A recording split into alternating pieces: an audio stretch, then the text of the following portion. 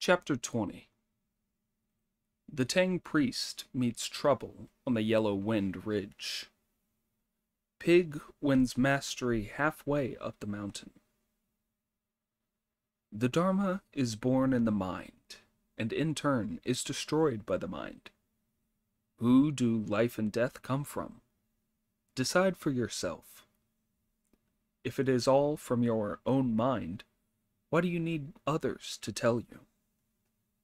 All you need to do is work hard, squeezing blood out of iron. Thread a silken rope through your nose, and fasten yourself to emptiness. Tie it to the tree of non-action, to prevent it from collapsing. Don't acknowledge bandits as your sons, or you will forget the Dharma and the mind. Do not allow yourself to be deceived by others. Smash them first with a punch. When the mind appears, it is non-existent. When the Dharma appears, it ceases. When the boy and the ox both disappear, the blue sky is absolutely clear. All is as round as an autumn moon, and this and that can no longer be distinguished. This Gatha refers to how the patriarch Xuanzang came to awareness and understanding of the Heart Sutra, and thus opened the gate. As that venerable elder recited it constantly, a ray of miraculous light penetrated through to him. Eating and sleeping in the open, the three of them traveled on, and before long the heat of summer was upon them. The blossoms were over. The butterfly's passion spent. High in the trees, the cicadas screeched. Wild silkworms spun cocoons amid the pomegranate blossom, as lotus flowers opened in the pool. As they were traveling along one evening, they saw a cottage beside the road. "Look," said Sanzang. "The sun is setting behind the western hills, hiding its mirror of fire, and the moon is rising from the eastern sea to show its wheel of ice. How lucky that there is a family living by our path. Let's spend the night here and set off again tomorrow morning." "Well said," put in Pig. "I'm a bit hungry, and if we beg some food from that house, I'd have more strength for carrying the luggage." "Homesick, Ghost," remarked Brother Monkey. "You've only been away from home for a few days, but you're already regretting that you came." "Elder brother," Pig replied, "I can't live on wind and mist like you. You couldn't realize how the hunger's been gnawing at my stomach all these days I've been following our master." "Pig," said Sanzang, "if your heart is still at home, you are not intended for a religious life, and you'd better go back." The oafish Pig fell to his knees and pleaded, "Master, please don't pay any attention to what my elder brother says. It's an insult. He says I wish I hadn't come, but in fact, I've had no regrets at all. I may be stupid, but I'm straight. I just said that I was hungry and want to beg for some food, and he starts calling me a homesick ghost. But the Bodhisattva told me about the prohibitions, and you have been so kind to me. So I really do want to serve you on your journey to the West. I'll never have any regrets, I swear I won't. This is what they call cultivating conduct the hard way. What right have you to say I shouldn't be a monk?" "Very well, then," said Sanzang. "Up you get." The idiot leapt up and picked up the carrying pole, chattering incessantly. Then he pressed grimly on. Before long, they reached the roadside house, where Sanzang dismounted as Monkey took the bridle and Pig put down his burden. They all stood in a green shade. Sanzang took his 9-ringed monastic staff, straightened his rattan hat, and hurried to the gates, where he saw an old man lying back on a bamboo bed, mumbling Buddhist scriptures to himself. Not wanting to shout loudly, Sansang said in a quiet voice, "Greetings, benefactor." The old man sprang to his feet, straightened his clothes, and came out through the gate to return his greeting.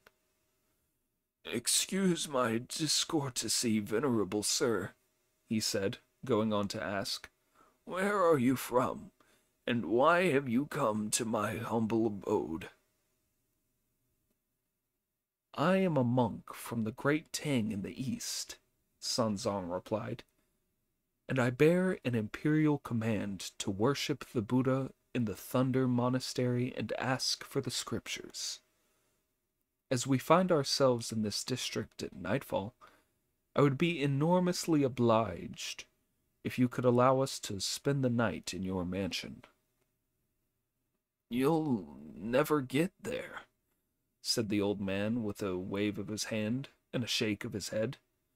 "It's impossible to get the scriptures from the western heaven. If you want scriptures, you better go to the eastern heaven."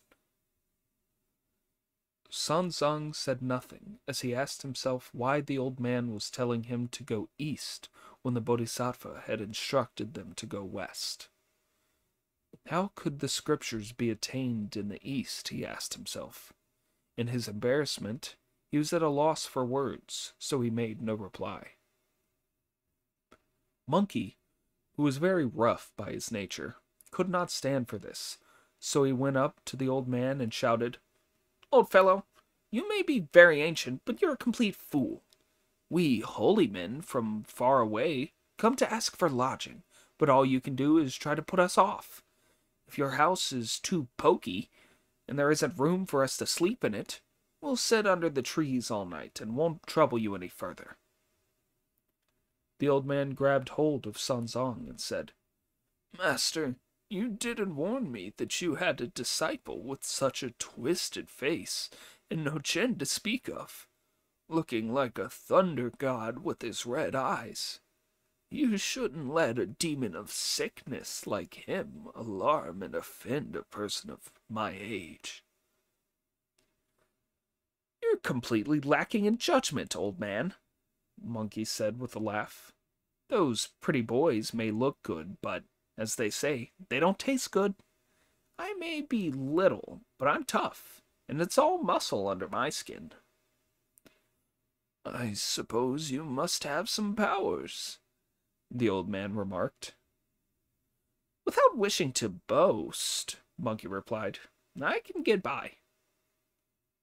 "Where is your home?" the old man asked. "And why did you shave your head and become a monk?" "My ancestral home is the water curtain cave on the mountain of flowers and fruit in the land of Aulai, which lies across the sea to the east of the eastern continent of Superior Body. I learned how to be an evil monster from childhood, and my name was Wukong, or Awakened to Emptiness. I used my abilities to make myself the great sage equaling heaven, but as I declined heavenly office and raised a great rebellion against the heavenly palace, I brought a disaster down on my own head. My sufferings are now over. I've turned to the Buddhist faith and am seeking a good reward for the future by escorting His Tang Excellency, my master, on his journey to the Western Heaven to visit the Buddha. I'm not afraid of high mountains and precipitous paths or of broad rivers with huge waves. I can catch monsters and subdue demons, capture tigers or dragons, walk in the sky, or burrow into the earth. As long as your mansion has a few broken bricks and tiles, a singing pot, and an open door, I'll be able to rest here contented." After hearing this speech, the old man said with a chuckle, "So, you're a monk with the gift of gab, who suddenly switched destinies." "You're the gabber, my child," retorted Monkey. I'm too tired after the strain of the journey with my master to be able to talk." "It's as well you are," the old man replied, "or you'd be talking me to death. If you have all these powers, you'll be able to reach the west. How many of you are there? Please come into my cottage for the night." "Thank you very much for not losing your temper with him," Sanzong said. "There are 3 of us." "Where is the third?" the old man asked.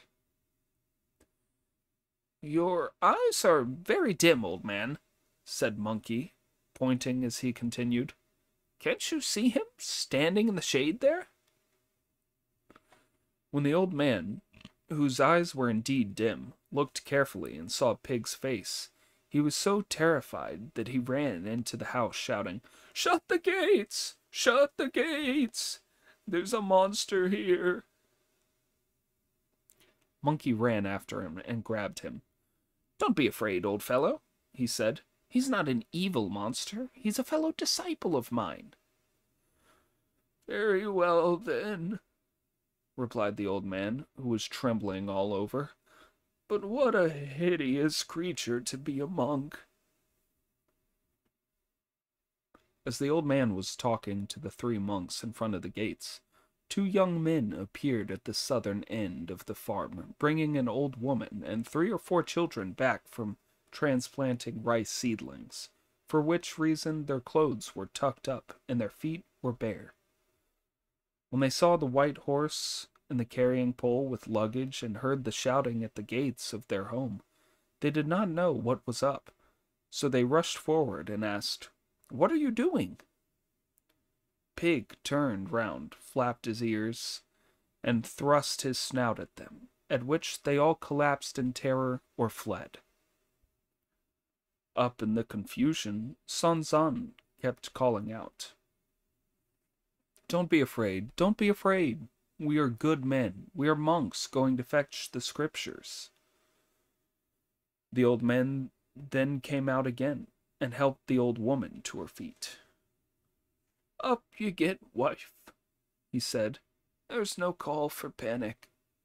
This holy father is from the Tang court, and although his disciples are a bit ugly, their hearts are in the right place. Please take the youngsters inside." The old woman clung to the old man while the 2 young men took the children inside. As he sat on a bamboo chair in the gatehouse, Sanzong said indignantly, "Disciples, the pair of you are ugly to look at, and your language is too coarse. You gave that whole family a terrible fright, and got me into trouble." "I'll tell you truthfully, master," Pig replied, "that I've grown better looking since I've been following you. When I lived in Gao village, I looked so awful that I often used to scare 20 or 30 people to death by making a face and waggling my ears." "Don't exaggerate, stupid," said Monkey with a smile, "and tidy that ugly mug of yours up a bit." "What nonsense you're talking, Monkey," said Sanzong. "He was born that way, so how can you expect him to tidy his face up?" "He could stick his rake of a snout into his chest and not bring it out. And he could lay those fan-shaped ears down behind his head and not waggle them. That would tidy his appearance up." Pig then tucked his snout away and laid his ears back, and stood beside Sanzong with his head bowed. Brother Monkey took the luggage inside and tethered the white horse to a post. The old man came out again with a young man who was carrying a tray with 3 cups of tea on it, and when it had been drunk, he gave instructions for a vegetarian meal to be prepared.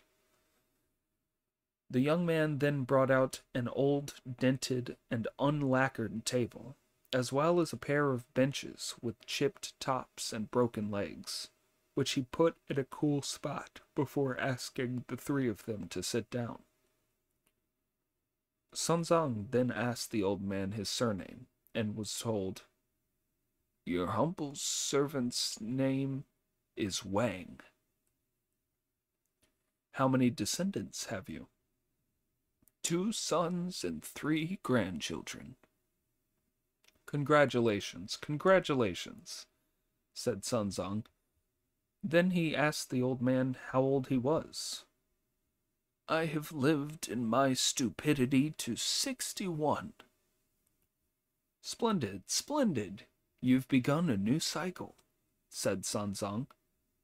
"Benefactor," he continued, "why did you say at first that it would be impossible to fetch the scriptures from the western heaven?" "There is no problem about actually getting the scriptures," the old man replied. "It's just that the journey will be very difficult.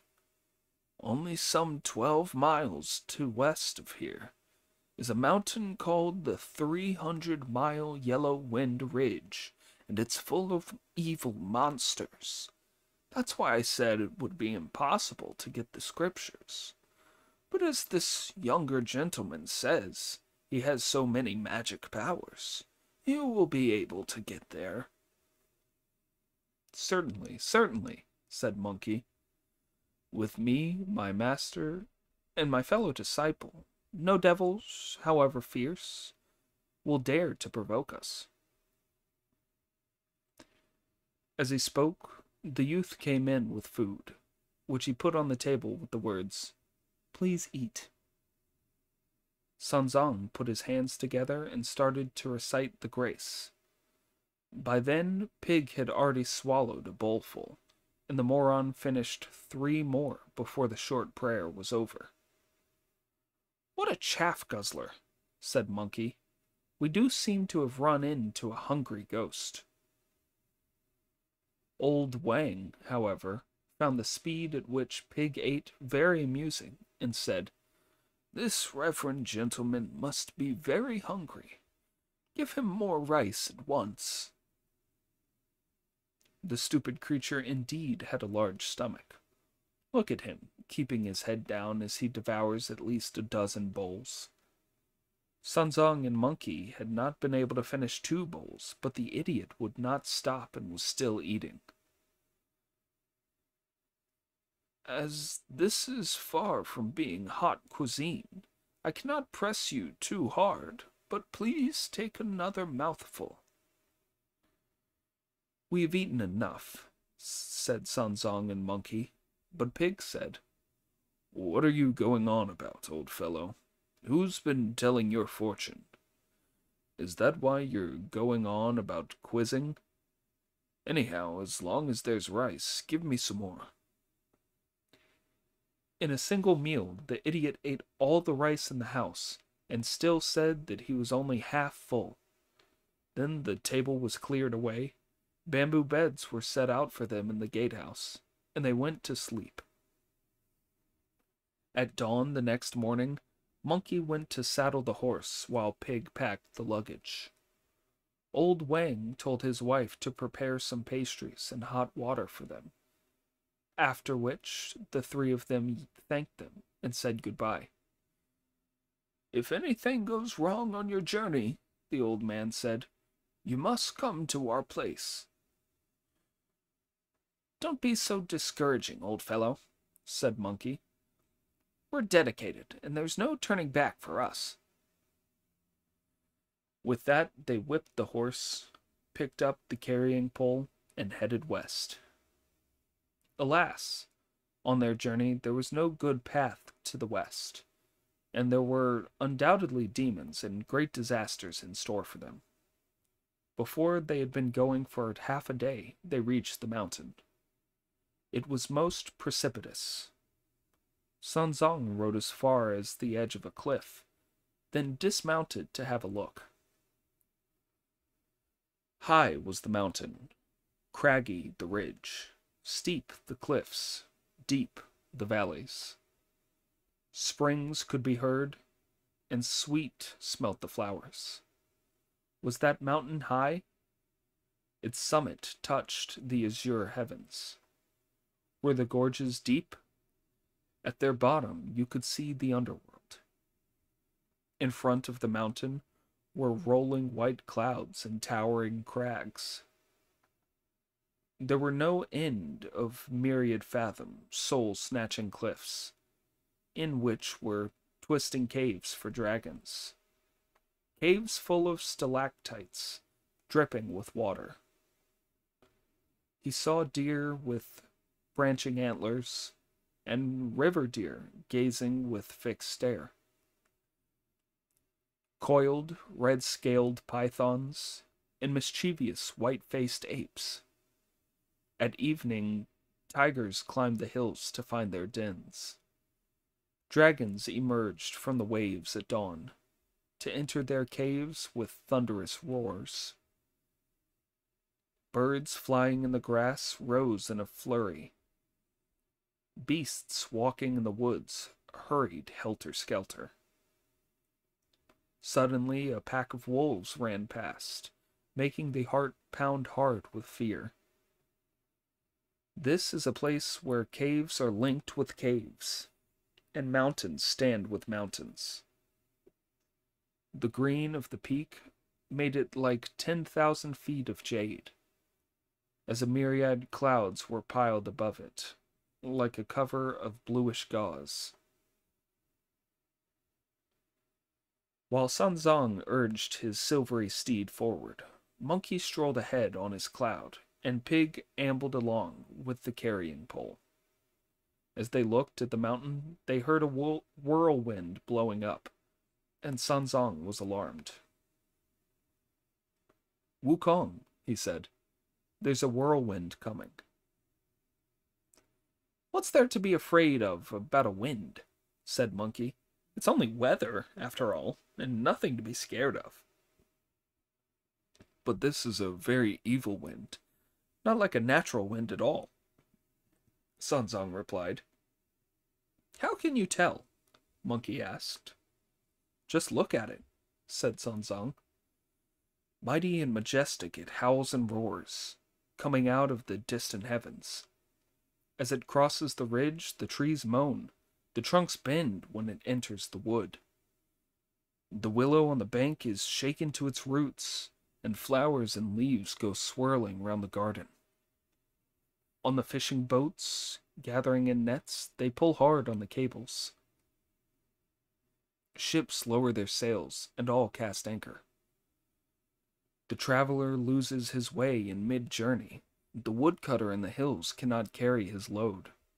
The monkeys scatter in the orchards of fairy fruit orchards. The deer flee from the clumps of rare flowers. Locust trees and cedar collapse before the cliff, while pine and bamboo in the valley are stripped of leaves. There are stinging blasts of dirt and sand, and waves boil on rivers and seas. Pig went up to Monkey and grabbed hold of him. "Brother," he said, "this is a terrific storm. Let's take shelter." "You're useless, brother," replied Monkey with a mocking laugh. "If a big wind makes you want to hide, what are you going to do when you meet an evil spirit?" "Elder brother, have you never heard the saying, 'Avoid a pretty girl as you would an enemy. Avoid a wind as you would an arrow'?" Pig replied. "There's no reason why we shouldn't take shelter." "Stop talking, will you, while I get a hold on that wind and take a sniff at it?" said Monkey. "If you're talking through your hat again," said Pig with a grin, "as if you could get a hold on a wind. Besides, even if you did, your hand would go through it." "What you don't know, brother, is that I have a magic way of catching winds," Monkey replied. Letting the head of the wind pass, the splendid monkey grabbed the tail and sniffed it. It had a rather foul stench. "It certainly isn't a good wind," he remarked. "It smells like either a tiger wind or a monster wind. There's definitely something suspicious about it." Before the words were out of his mouth, a ferocious striped tiger leapt out at the foot of the slope, slashing with its tail and rushing towards them. Sanzang was so scared that he could no longer keep his seat in his carved saddle, but fell headfirst off his white horse and lay sprawled in a witless heap beside the path. Pig threw down the luggage, grabbed his rake, and, not letting Monkey move forward, roared, "Animal, where do you think you're going?" He went straight after it and smote it on the head. The tiger stood up on its hind legs and with a swing of its front left claws ripped at its own chest. There was a tearing noise as its skin all came off, and then the creature stood beside the path. Just see how hideous was a gory skinned body, round red legs and feet, fiery matted hair, and straight bristling eyebrows. 4 sinister steely white fangs, a pair of glittering golden eyes. With soaring spirits it gave a mighty roar, a mighty and majestic shout. "Not so fast," it yelled, "not so fast. I am none other than the commander of the vanguard for the great Yellow Wind King. I bear his majesty's strictest command to patrol the mountain and catch a few common mortals as tidbits for him to nibble with his wine. Where are you from, monk? And how dare you wound me with that weapon of yours?" "I'll get you, you beast," replied Pig abusively. "You don't seem to realize that I'm not just any old passing traveler. I'm a disciple of Sanzang, the younger brother of Tang Emperor of the East, who has been sent by the Emperor to visit the Buddha in the Western Heaven and ask for the scriptures. If you clear off, stop blocking our path, and don't frighten my master anymore, I'll spare your life. But if you go on raging about like that, there'll be no mercy for you." Not bothering to argue, the evil spirit rushed at Pig, feinted, and clawed at his face. Pig dodged nimbly and swung his rake at the monster, who turned and fled as he was unarmed. With Pig at his heels, he made for the bottom of the slope and produced 2 bronze swords from the tangled undergrowth there. Then, brandishing them, he turned to face Pig. The 2 of them battled away at the foot of the hill, lunging and hitting at each other. Monkey, who was helping the Tang priest to sit up, said, "Don't be afraid, master. You sit here while I help Pig to defeat that monster. Then we can be on our way." Sanzang, who had managed to sit up, was shaking all over and intoning the Heart Sutra. Monkey grabbed his cudgel and shouted, "Get it!" Pig made a tremendous effort, and the monster fled from the scene of the battle. "Don't let him get away!" yelled Monkey. "You must catch it!" The pair of them chased the monster down the mountain, waving the rake and the cudgel. The monster was so hard-pressed that it did a golden cicada shedding its skin trick.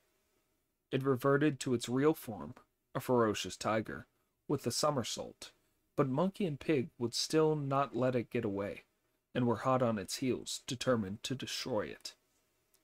When the monster saw how close they were, it ripped at its chest and tore off its skin again, then laid it over a rock that was shaped like a crouching tiger. Then it abandoned its real body, turned into a hurricane, and went straight back to the path, where it noticed Sanzang reciting the Heart Sutra. Sanzang was grabbed by the monster and carried away on the wind. Poor Sanzang. The monk of the river was fated to suffer much. In the faith of Nirvana, it is hard to win merit. Carrying the Tang priest to the mouth of the cave, the monster stilled the hurricane and said to the gatekeepers, "Report to His Majesty at once that the tiger of the vanguard has caught a monk and is awaiting further instructions outside the gates. He was then admitted on the orders of the chieftain. With his 2 bronze swords stuck in his belt, and holding the Tang priest in both hands, he went forward and genuflected before the chieftain.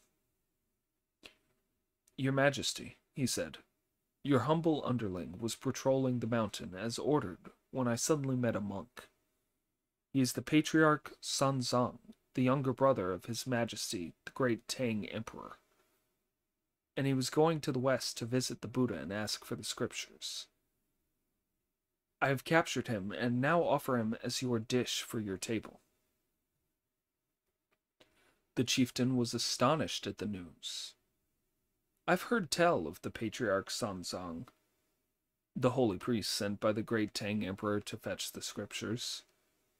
He has a disciple called Brother Monkey, whose magical powers are tremendous and whose cunning is considerable. However did you manage to catch him?" "He has 2 disciples.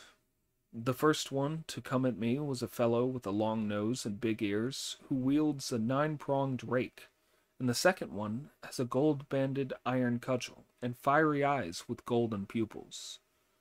When the pair of them were after me and about to attack, I used a golden cicada shedding its skin trick to make my getaway. Then I caught this monk to offer to your Majesty as a snack." "He's not to be eaten yet," the chieftain said. "You must be off your food, your Majesty, if you won't eat what's put before you," said the Tiger of the Vanguard. "You don't get my point," the chieftain replied. "It's not eating him that worries me, but the thought that those 2 disciples of his may come here to make trouble, which would be dangerous. Tie him to the wind-settling stake in the garden at the back, and leave him there for a few days till we're sure his disciples won't be coming to make trouble for us. This way he'll be nice and clean, and we can do what we like with him, without any arguments. Whether we have him boiled, steamed, fried, or scrambled, we can eat him at our leisure."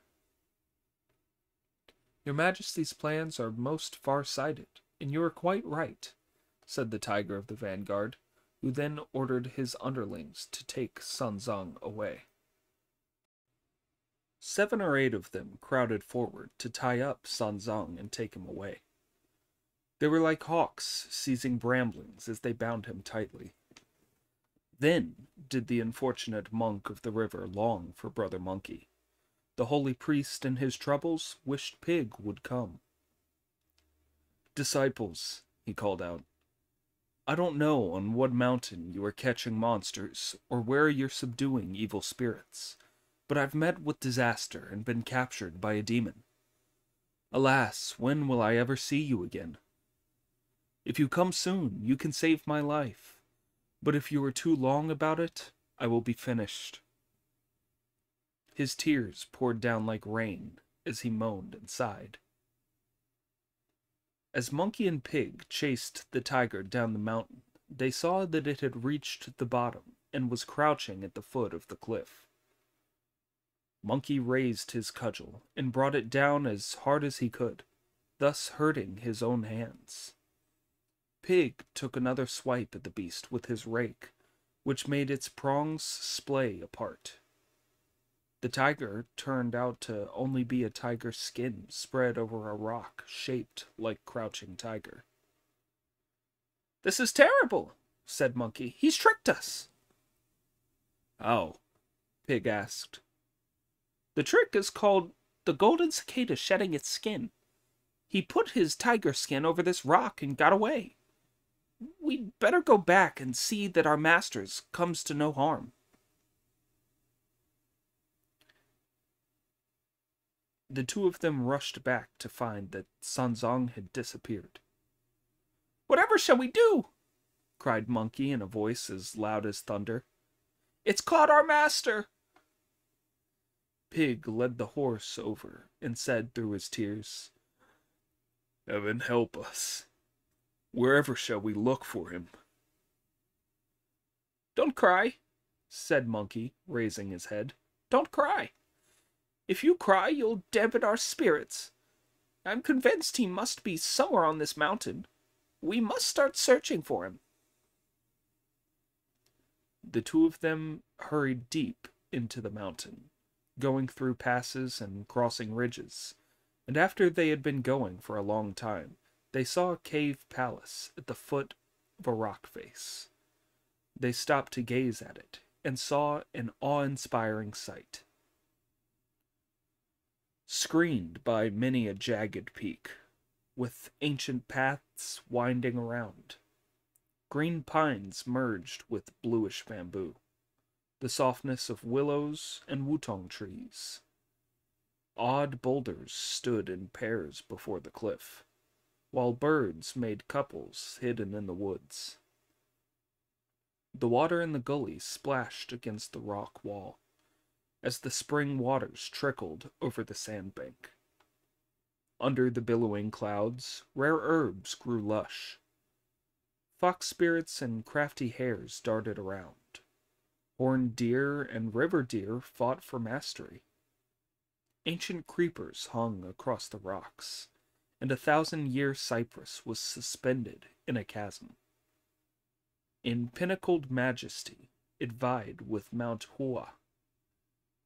The flowers and birdsong rivaled Tiantai Peak. Worthy brother, said Monkey, put our baggage in the wind-storing cave. Let the horse out to pasture, and lie low while I go to the gates of that place and fight it out with them. I must catch that evil spirit before I can rescue our master. There's no need to give me instructions, Pig replied. Go at once. Monkey straightened his tunic, tightened his tiger skin kilt, and went straight to the gate with his cudgel in his hands. Above the gate he saw Yellow Wind Cave of the Yellow Wind Ridge, written in large letters. Taking a firm stance and brandishing the club, he shouted, "Evil monsters! Send my master out if you don't want this den of yours turned upside down and your home trampled flat." When the junior fiends heard this, they were terrified, and they ran trembling inside to announce, "Your Majesty, a disaster!" "What is it?" asked the yellow wind monster who was sitting inside. "There's a thunder-voiced, hairy-faced monk outside with a great thick iron cudgel in his hands, and he wants his master back," they said. The alarmed chieftain sent for the tiger of the vanguard and said to him, "When I sent you to patrol the mountain, you were only supposed to catch mountain oxen, wild boar, deer, and goats. Why on earth did you bring that Tang priest here? It's provoked his disciple into coming to make trouble. What are we to do?" "There is no need for your majesty to worry," the tiger replied. "Your incompetent underling will take 50 junior officers out with me, and bring back that brother monkey as a second course for the meal." "Apart from the higher and lower ranking commanders, we have about 600 junior officers here," said the chieftain. "Take as many of them as you like, with you. If you catch that monkey, we can dine off the priest at our leisure, and I promise to make you my sworn brother. But I'm afraid that you won't be able to get him, and that he'll kill you. If that happens, don't blame me." "Rest assured," the tiger monster said. "Rest assured. I'll soon be back with him." Mustering 50 strong and spirited young fiends, he charged out the gates with drums rolling and banners waving. His 2 bronze swords were tied to his body. "Where are you from, ape monk?"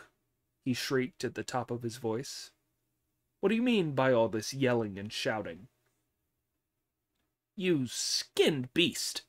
Monkey retorted. "You played that trick of skinning yourself to capture my master, and you have the nerve to ask me what I'm doing? Bring my master out at once, and I'll spare your life." "Yes, I captured your master," the monster replied, and he's going to be served up at His Majesty's dinner table. If you have any sense, go away. Otherwise, I'll catch you too, and you'll be served up with him. As I've got one of you, I'll let the other off." Monkey was now furious, and he gnashed his steely teeth as his fiery eyes opened wide in a terrible glare. "What powers have you," he roared, brandishing his iron cudgel, "to give you the nerve to talk so big? Hold it a moment, and take this." The tiger put his hands on his swords, and a terrible fight ensued as each of them showed off his powers. The monster was like a goose egg. Monkey was an egg-shaped stone. Trying to ward off Monkey with bronze swords was like throwing eggs at a stone. How can a crow or jackdaw fight a phoenix? What chance has a pigeon against a hawk? The monster snorted out winds that covered the mountain in dust, but Monkey breathed a fog that blotted out the sun. After fighting it out for many a round, the vanguard was exhausted, his strength all gone. He turned away, defeated, to flee for his life, only to have Monkey harry him to death. When he could defend himself no longer, the monster turned to flee. As he had talked so boastfully in front of his chieftain, he dared not return to the cave, so he tried to escape up the mountainside. Monkey, who had no intention of letting him go, chased him as fast as he could, waving his cudgel, roaring and howling. He chased him as far as the hollow where the wind was stored, where Pig could be seen pasturing the horse.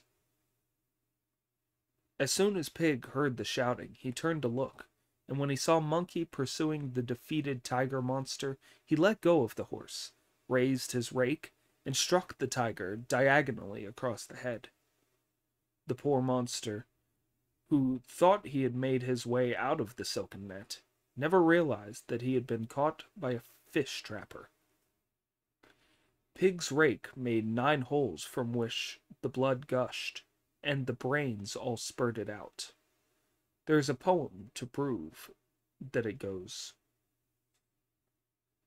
"Converted to the true faith several years before, he avoided meat and was awakened to emptiness.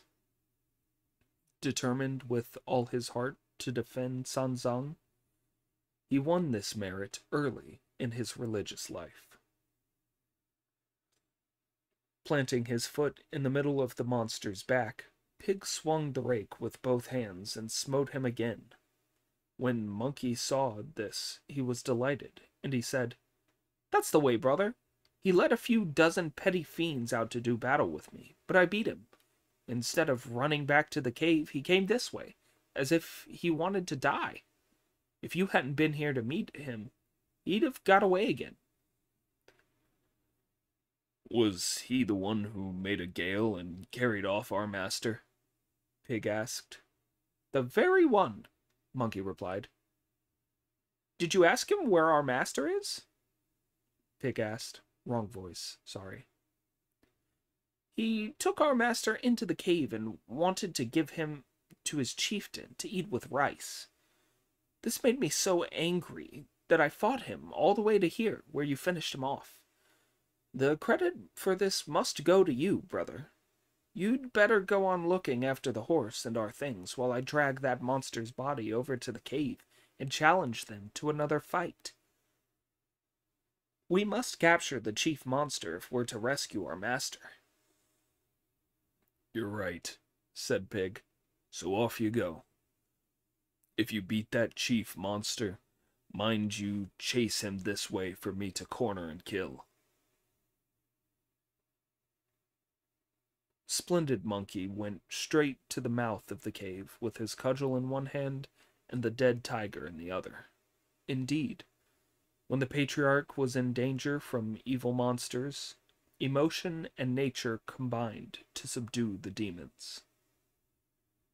If you don't know whether he defeated the evil monsters and saved Song Zong, listen to the explanation in the next installment.